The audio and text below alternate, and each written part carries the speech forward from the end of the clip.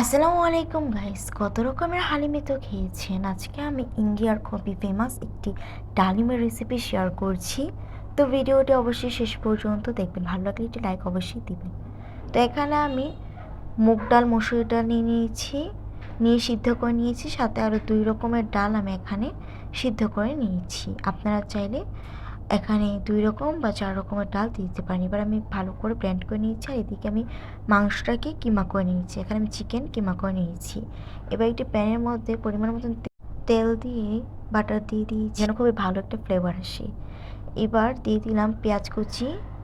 পেঁয়াজগুলোকে brown colour পর্যন্ত ভেজে নেব। এরপর এখানে আদা রসুন বাটা দিয়ে দিলাম, আর দিয়ে দিলাম পরিমাণ মতন একটু পানি। তারপর দিয়ে দিলাম 1 চামচ লবণ, 1 চামচ হলুদ গুঁড়ো, 2 চামচ মরিচ গুঁড়ো, আর একটি বাটিতে জিরের গুঁড়ো, ধনিয়ার গুঁড়ো আর গরম মশলা গুঁড়ো একসাথে আমি দিয়ে দিলাম। এবার ভালো করে মশলাটা কষানোর পর উপরে তেলটা ভেসে আসলে আমি চিকেন কিমাটা দিয়ে দিলাম।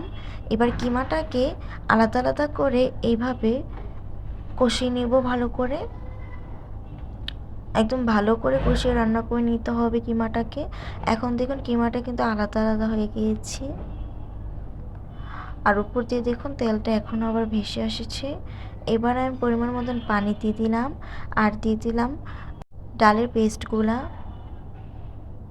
ডালের পেস্টটা ভালো করে আমি পানিটার সাথে মিক্স করে দিয়ে দিয়েছি। এবার আমি ভালো করে নাড়বো যতক্ষণ পর্যন্ত না ডালিমটা একদম ঘনত্বভাবে চলে আসে। ডালিমটাকে একদম ঘন করে রান্না করে নিতে হবে। কিছুক্ষণ পর পর এইভাবে ভালো করে নিচ দিয়ে নেড়ে নেড়ে রান্না করে নিতে হবে। এখন দেখুন ঘনত্বটা অনেক ভালো করে এসে গিয়েছে। এবার আমি লাস্ট পর্যায়ে এখানে কাঁচামরিচ দিয়ে দিলাম, আর দিয়ে দিব এখানে আমি ধনিয়া পাতা আর পুদিনা পাতা। এটা আমি এখানে একদম লাস্টে অ্যাড করে নিব। এখন দেখুন কতটা ঘনত্ব এসে গেছে। এবার আমি ধনিয়া পাতা আর পুদিনা পাতা দিয়ে দিলাম, দিয়ে ভালো করে আবারও একটু নেড়ে দিচ্ছি। কিছুক্ষণ নাড়ার পরে কিন্তু একদমই কমপ্লিট হয়ে যাবে ডালিমের রেসিপিটা। এটা কিন্তু হালিমের থেকেও বেশি আমি, আপনারা বাসায় ট্রাই করে নিতে পারেন।